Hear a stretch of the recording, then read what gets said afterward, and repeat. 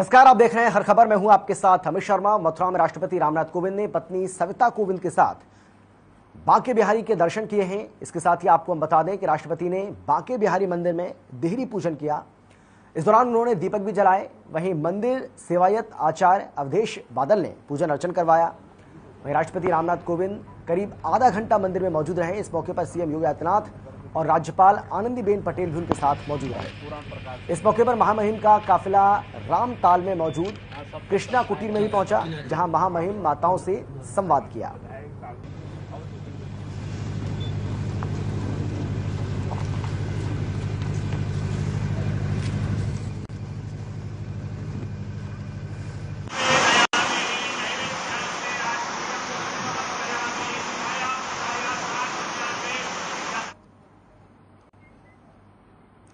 भारत के प्रसिद्ध साहित्यकार बंकिम चंद्र चट्टोपाध्याय की जयंती पर सीएम योगी ने ट्वीट कर उन्हें याद किया।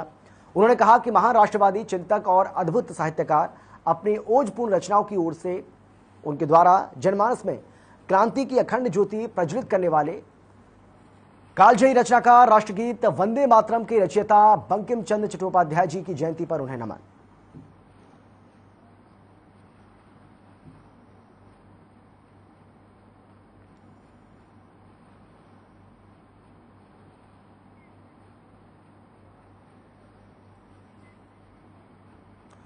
बीएसपी सुप्रीमो मायावती ने ट्वीट किया है। मायावती ने यह ट्वीट आजमगढ़ उपचुनाव को लेकर किया है। ट्वीट के माध्यम से मायावती ने कहा है कि चुनाव लड़ रहे सभी कार्यकर्ता और नेता संघर्ष जारी रखें। साथ ही कहा कि 2024 लोकसभा चुनाव तक यह स्ट्रगल जारी रहना चाहिए।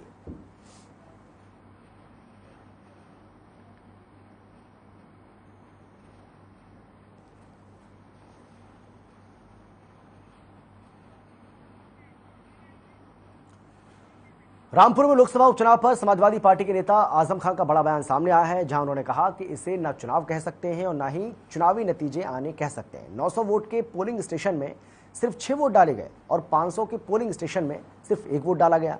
जिस तरह से वोट डाले गए, हम अपने प्रत्याशी की जीत मानते हैं। चुनावी नतीजे कहाँ है? चुनाव था ही कहाँ? इसे ना आप चुनाव कह सकते हैं, ना चुनावी नतीजे कह सकते हैं। 900 वोट का पोलिंग स्टेशन और 6 वोट बस्ती है मुसलमानों की। 500 का पोलिंग मोहल्ला है मुसलमानों का, 1 वोट।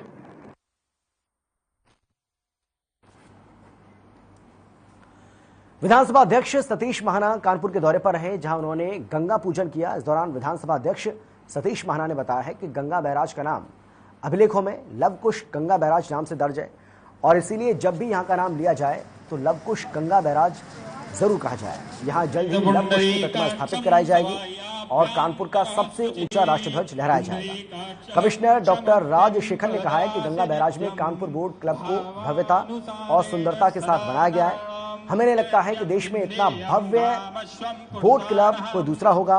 वाटर स्पोर्ट्स को बढ़ावा देने के उद्देश्य से इसे बनाया गया।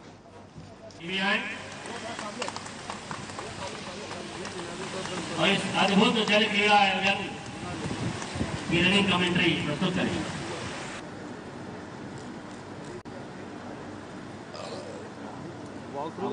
कानपुर के पतित पावन गंगा तट पर आज इस बोट क्लब की ट्रायल की शुरुआत हुई है। कानपुर महानगर के विकास में मां गंगा की कृपा, मां गंगा की दया और मां गंगा का अस्तित्व के कारण ही हम सब लोगों का जीवन है। गंगा जी स्वच्छ रहें, अविरल रहें, निर्मल रहें। गंगा के प्रति जो आदर और सम्मान मां के स्वरूप में उभरता है, आज उसका एक सुंदर स्वरूप यहाँ पर बोट क्लब के माध्यम से देखने को मिला। देश में बहुत सारे बोट क्लब हैं, लेकिन सरकार का प्रयास है, जिला प्रशासन का प्रयास है कि ये बोट क्लब देश में एक उत्कृष्ट बोट क्लबों में सम्मिलित हो। लखनऊ के पारा क्षेत्र के राग स्टेट लाइन में बीजेपी महिला मोर्चा उत्तर प्रदेश के प्रशिक्षण शिविर का आयोजन किया गया, जिसको बीजेपी के प्रदेश अध्यक्ष स्वतंत्र देव सिंह ने संबोधित किया और महिलाओं को जागरूक भी किया। इस मौके पर महिला मोर्चा की कार्यकर्ताओं को सम्मानित किया गया। महिला मोर्चा की प्रशिक्षण शिविर में राज्यसभा सांसद गीता शाक्य भी उपस्थित रहीं। उन्होंने भी संगठन को मजबूत करने को लेकर महिला मोर्चा के सभी कार्यकर्ता महिलाओं को जागरूक किया। कि जिसमें काम करने की हम लोगों के अंदर एक कार्य कुशलता डेवलप की है, विकसित की है।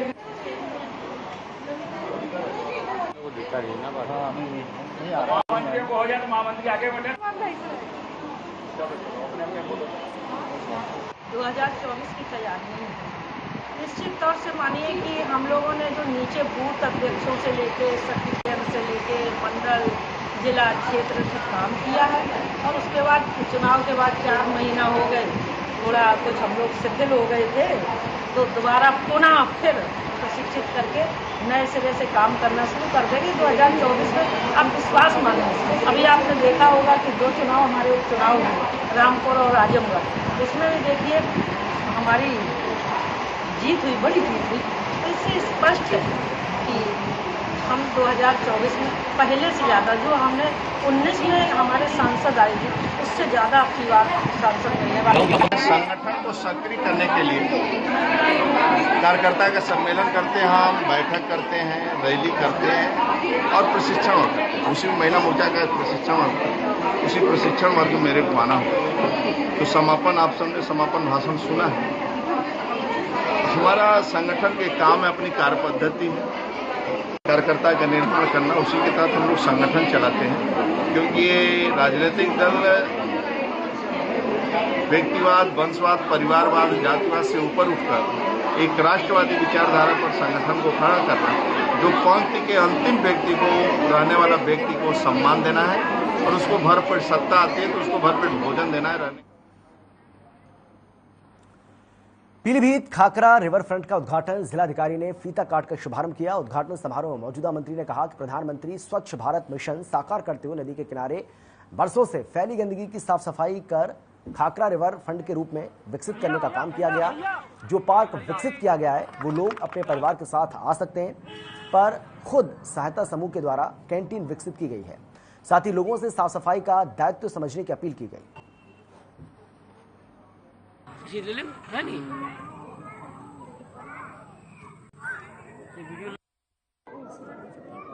माननीय मुख्यमंत्री जी की प्रेरणा से और माननीय मंत्री जी की प्रेरणा से शहर के सौंदर्यीकरण को और नदियों के स्वच्छता को लेकर लगातार हम लोग प्रयास करते रहते हैं।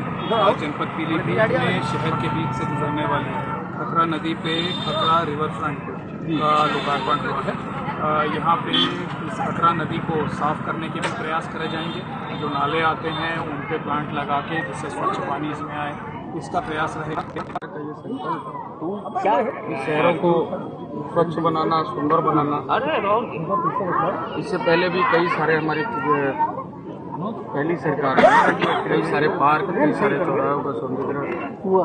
जिला प्रशासन में अपनी टीम के साथ जो परम पूज्य मुख्यमंत्री जी की सोच है, उस सोच को धरातल पर उतारने का काम किया है।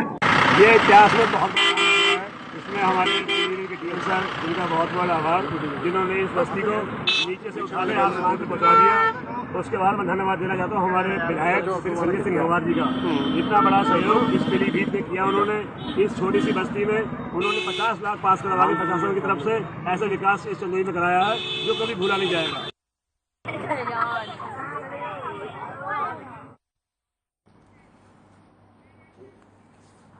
अलीगढ़ से हैरान कर देने वाला मामला सामने आ रहा है। बता दें आपको कि अलीगढ़ में कई जगह ऐसी हैं जहां करोड़ों रुपए की संपत्ति के मालिक पाकिस्तानी हैं। ये जानकारी जिला प्रशासन को एक शिकायत में मिली है। जलाली में शत्रु संपत्ति को लेकर जिला प्रशासन को एक शिकायत मिली थी, जिसके बाद जिला प्रशासन जिले भर की शत्रु संपत्ति की जांच पड़ताल में जुट गया। जानकारी के मुताबिक एसडीएम कोल संजीव ओझा ने बताया है कि 1947 में देश के बंटवारे के दौरान जो लोग पाकिस्तान चले गए थे उन लोगों की संपत्तियों को कब्जे में लिया गया था और उस संपत्ति को शत्रु संपत्ति नाम दिया गया था।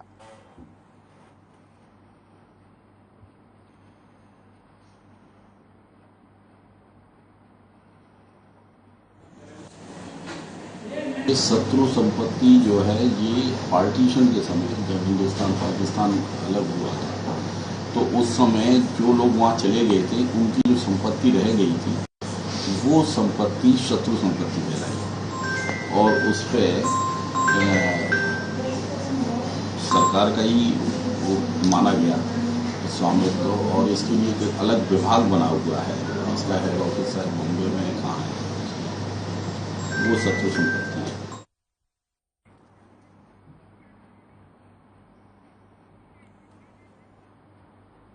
सरकार ने भले ही अस्पतालों में मरीजों के लिए खाने की व्यवस्था की है, लेकिन सरकार की योजनाओं को ठेकेदार पलीता लगाने में कसर नहीं छोड़ रहे। मामला जालौन के उरई का है, जहां जिला अस्पताल में खाने की व्यवस्थाओं को लेकर कई खामियां देखने को मिली हैं।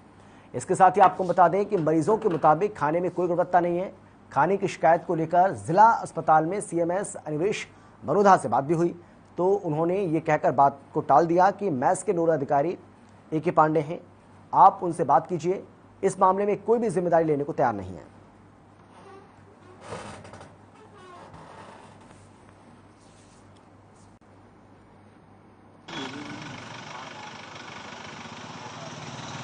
अच्छा नहीं है, ऐसा ही है। इसमें कुछ दिन बदल के खाना देते हैं कि इसी टाइप से खाना देते हैं? ऐसा ही मिलता है रोज खाना। आप खाने से इससे संतुष्ट हैं कि नहीं है? नहीं, अच्छा नहीं मिलता है, तो बाहर से ले आते हैं। हम लोग पेट पालना है, कैसे बच्चे को ठीक करना है। कितने दिन से भर्ती है? 10 दिन हो गए। हमारे यहाँ 2 किचन चलती हैं। एक तो जो कुपोषित वार्ड में बच्चे भर्ती होते हैं उनके लिए एक सेपरेट किचन चलती है, जिसमें हमारी बेड कैपेसिटी 10 बेड्स की है। तो 10 मरीज और कभी कभी उससे कुछ ज़्यादा भी हो जाते हैं, तो उसमें जो बच्चे भर्ती होते हैं कुपोषित बच्चे, उनकी हाई प्रोटीन डाइट के लिए एक किचन सेपरेट चल रही है। और जो जनरल वार्ड में जितने भी मरीज हमारे भर्ती होते हैं चिकित्सालय में, अन्य मरीज, उनके लिए एक अलग से किचन स्थापित है जो कि कार्य कर रही है। उसका जो सप्लाई का ठेका है वो अरविंद ठेकेदार हैं, जो इनका टेंडर CMO के द्वारा किया गया।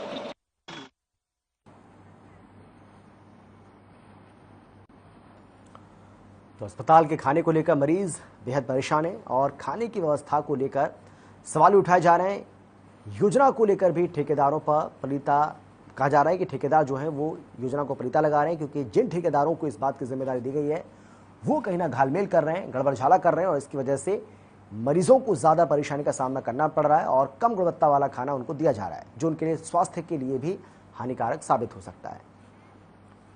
खबर है मथुरा से, जहां नए बस स्टैंड पर किन्नरों ने बस में सवारियों से पैसे मांगने को लेकर जमकर तांडव मचाया। दरअसल यात्रियों से किन्नरों ने पैसे मांगे, पैसे नहीं देने पर किन्नरों ने बस में तांडव कर दिया। इस पूरे मामले की सूचना कार्यरत कर्मचारी भूपेंद्र सिंह को मिली। भूपेंद्र सिंह ने किन्नरों को समझाया, जिसे लेकर दोनों में झड़प हो गई और किन्नरों ने जमकर बवाल भी मचाया। इस पूरी वारदात का वीडियो किसी यात्री ने मोबाइल में कैद कर लिया और सोशल मीडिया पर डाल दिया, जिसके बाद वीडियो अब सोशल मीडिया पर वायरल भी हो रहा है।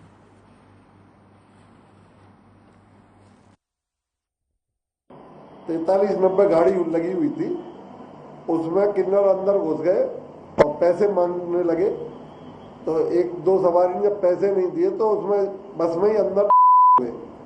बस में होने की जब उतर के आए तो हरजाल शर्मा, एक गाड़ी मालिक है अनुबंधित के, उन्होंने बोला कि कम से कम लेडीज सवारी बैठी थी, ऐसे बदतमीजी तुम्हें बसेस के अंदर नहीं करनी चाहिए। बोले क्यों, हम ऐसे ही करेंगे? तो बोले ऐसे ही सभ्यता है। तो उस हरजाल शर्मा के सामने भी वो बस स्टैंड पर फिर आम पब्लिक के सामने उन्होंने इतना घोर वो किया कि यहाँ पत्रकार भी आ गए, पुलिस भी आ गई। उनके सामने उन्होंने पत्रकार और पुलिस ने स्वयं वीडियो बनाए, फिर भी कुछ नहीं हुआ और वो ऐसे घंटों यहाँ दंगा।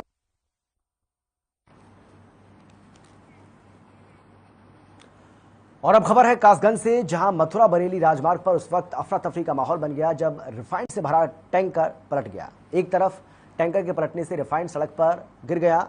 गनीमत ये रही कि टैंकर पलटने से किसी की जान नहीं गई। बताया जा रहा है कि रिफाइंड से भरा टैंकर गुजरात से चलकर किच्छा उत्तराखंड जा रहा था। इस हादसे के वक्त राजमार्ग पर जाम लग गया। मौके पर पहुंची पुलिस ने कड़ी मशक्कत के बाद से रिफाइंड भर रहे ग्रामीणों को भी हटाया और जाम को खत्म करवाया।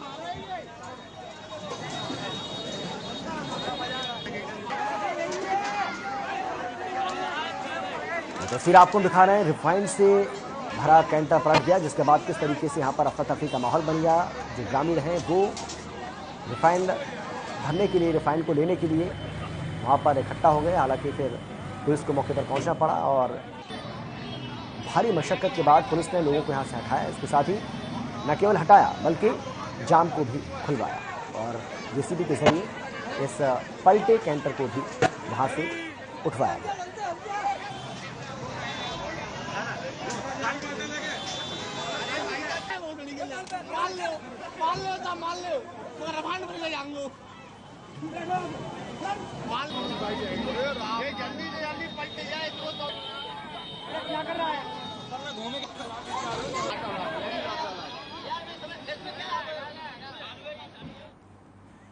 लखनऊ के सरोजनी नगर में उस वक्त अफरा तफरी का माहौल बन गया जब शहीद पथ पर भीषण सड़क हादसा हुआ। बताया जा रहा है कि बाइक सवार युवक ने स्कूटी सवार को जोरदार टक्कर मार दी। इस हादसे में स्कूटी सवार युवक की मौके पर ही मौत हो गई, जबकि बाइक सवार मौके से फरार हो गया। वहीं पुलिस फिलहाल मामले की जांच कर रही है।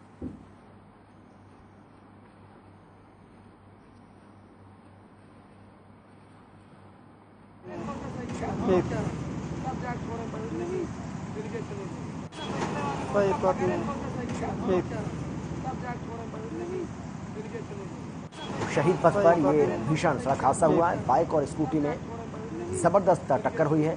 लखनऊ की ये तस्वीर आपको दिखा रहे हैं जहां पर हादसे में स्कूटी सवार की जान चली गई। स्कूटी सवार को अपनी जान गंवानी पड़ी है। शहीद पथ पर भीषण सड़क हादसा हुआ है।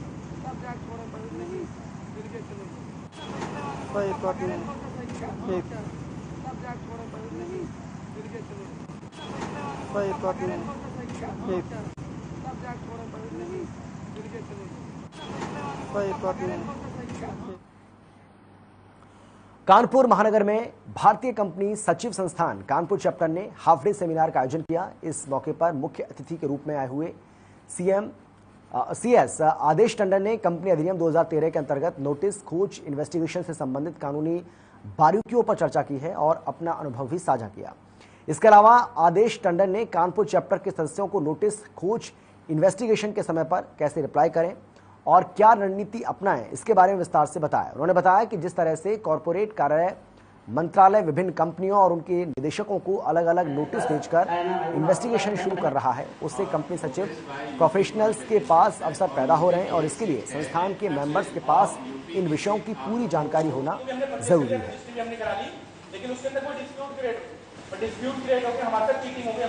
और जब ये नोटिस आया एकदम से ऐसा लग रहा है कि पैसा वापस आ गया, कि आज के दिन पैसा वापस आ गया या रिटर्न। कानपुर से लगातार मिल रही वक्फ की संपत्तियों पर नाजायज कब्जे और अवैध इमारतों के बन जाने की शिकायतों को देखते हुए सेंट्रल वक्फ बोर्ड के चेयरमैन अली जैदी आज कानपुर पहुंचे और जहां भव्य उनका स्वागत हुआ।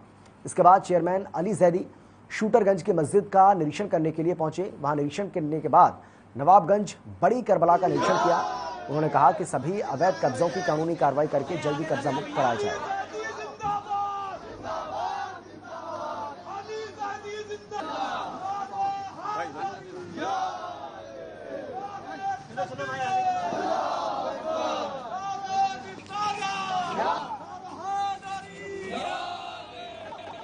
तो अली जैदी ने कानपुर का दौरा किया।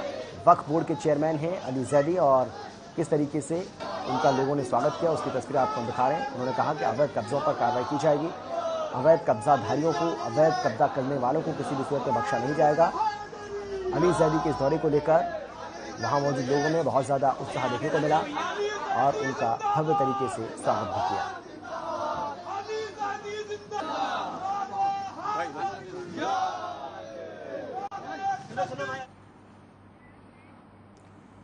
कासगंज से एक ऐसा मामला सामने आया है जिसमें एक युवक की फेसबुक पर युवती से दोस्ती हुई और फिर उसके बाद प्यार हो गया, जिसके बाद अपने प्यार को पाने के लिए युवक भारत छोड़ बांग्लादेश पहुंच गया। यह घटना कासगंज के साहवर थाने की है, जहां रहने वाले एक भट्टा कारोबारी ने 17 दिन पहले अपने बेटे के घर से अचानक लापता होने की शिकायत दर्ज करवाई थी।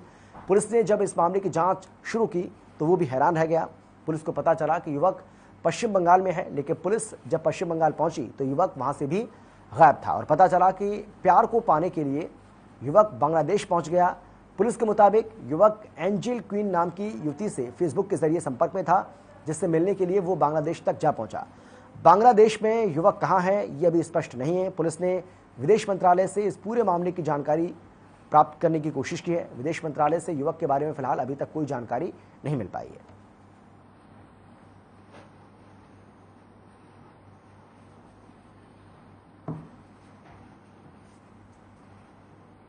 ये 6 तारीख से आप गायब है जी। 6 तारीख के सुबह लगभग 9 बजे के बाद गायब हुआ जी। हाँ। और फिर इसकी 10-10:30 बजे से हमने ढूंढ खबर किया तो कहीं भी कोई पता नहीं चला, किसी से कुछ बताए बिना चला गया, किसी को कुछ बताया नहीं, ना घर पे ना बाहर। यहाँ आसपास यार दोस्त भी हैं, उनको भी बेचारों को कोई किसी को कुछ नहीं बताया। जब वो घर वापस नहीं आया फिर आपने क्या किया, फिर अब क्या सूचना मिली आपको? घर जब वापस नहीं आया तो हमने गुमशुदगी की रिपोर्ट थाने में लिखाई जी। और थाने में लिखाने के बाद कुछ ऐसा वो मिला कि कासिम कोरियर से उसका कुछ कागज आए हैं, तो उनका पता लगाया, कासिम गए उसी पते पे और पता लगाया तो वहाँ पता लगा कि कोरियर छुटा के ले गया है, इसमें वीजा है या पासपोर्ट है, क्या है ये। देखिए, हमारे थाना सहावत पर एक मिसिंग कंप्लेंट लिखवाई गई थी 7 जून 2022 को, जिसमें एक जुबैर सन ऑफ नसीम की गुमशुदगी दर्ज थी। तो उस प्रकरण में अभी तक की जांच में ये सामने आया है कि इस लड़के ने पासपोर्ट और वीज़ा बनाए हैं और वो रिसीव किए हैं। बाकी इसमें एक टीम हमारी कोलकाता गई थी और कुछ तथ्य सामने आए हैं, जांच आगे की जा रही है। आगे जो भी तथ्य सामने आएंगे अवगत।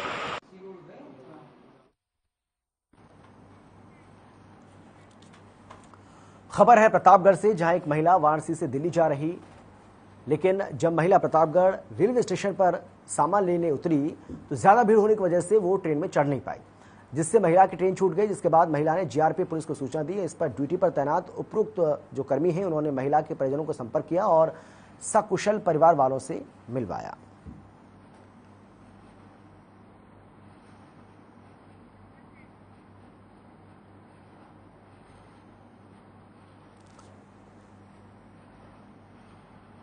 तो एक महिला जो कि ट्रेन में सफर कर रही थी, लेकिन ज्यादा भीड़ होने के चलते बताया जा रहा है कि प्रतापगढ़ रेलवे स्टेशन पर यह महिला वहीं रह गई, लेकिन महिला ने जीआरपी पुलिस को इस बात की सूचना दी, जिसके बाद जीआरपी पुलिस ने इस महिला की सकुशल वापसी कराई।